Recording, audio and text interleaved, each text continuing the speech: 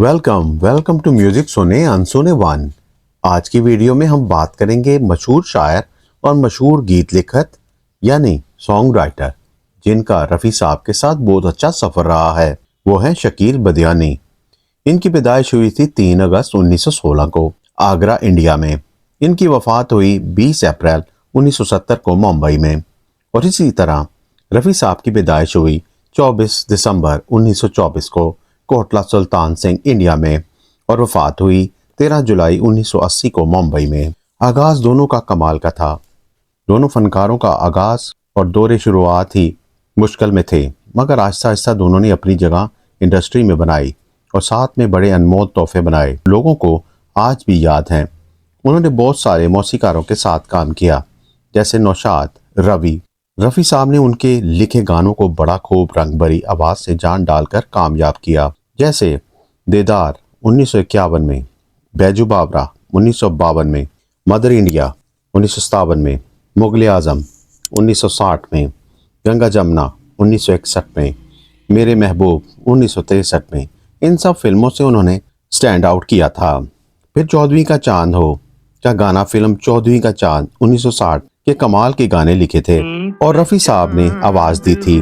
मोहम्मद रफ़ी साहब और शकील बदियानी नौशाद, बैडमिंटन और गुड़ियाँ भी उड़ाया करते थे साथ में। कभी कभी जॉनी वाकर भी इनका साथ दिया करते थे, तो कभी दिलीप कुमार भी।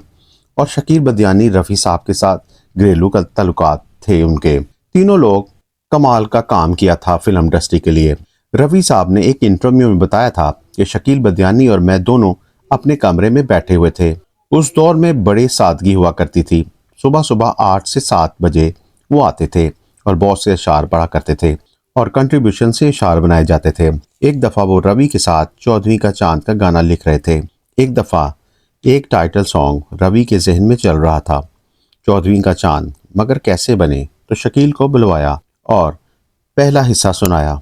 तो शकील ने बोला, या आफताब हो, जो भी हो तुम, खुदा की कसम लाजवाब हो। तो क्या कमाल का जहन पाया था शकील बदियानी ने। वो हसन कमाल ने बताया था एक इंटरव्यू में कि शकील बदियानी ने एक तरफ मुगल आज़म के लिए लिखा प्यार किया तो डरना क्या, और गाना जो कि लोगों की ज़ुबानों पर चढ़ गया, और दूसरी तरफ बेकस पे करम कीजिए सरकार मदीना, और तीसरी तरफ मोहे पंखट पे नंदलाल छेड़ गयो। हर किस्म को लिखा करते थे शकील बदियानी।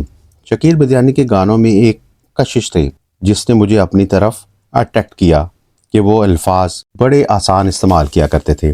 उनका सेंस ऑफ ह्यूमर बड़ा कमाल का था। उस दौर में सबसे ज़्यादा गाने शकील बदियानी ने बनाए और ज़्यादातर कामयाब होते थे, और उनका साथ रफ़ी साहब होते थे। शकील बदियानी को इंडस्ट्री में सुनहरे अल्फाजों में याद किया जाएगा।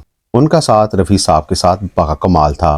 उन्होंने बहुत सारे गाने बनाए, जैसे मधुबन बेरा दिखा नाचे रे, नैन लड़ गई रे, हुस्न वाले तेरा जवाब नहीं, चौदहवीं का चांद हो, दिल में छुपा के प्यार का। ऐसे बहुत सारे गाने दोनों ने बनाए। ये थी आज की वीडियो, और अगर आपको हमारी वीडियोस पसंद आती हो तो हमारे चैनल को लाइक और सब्सक्राइब कर दिया करें।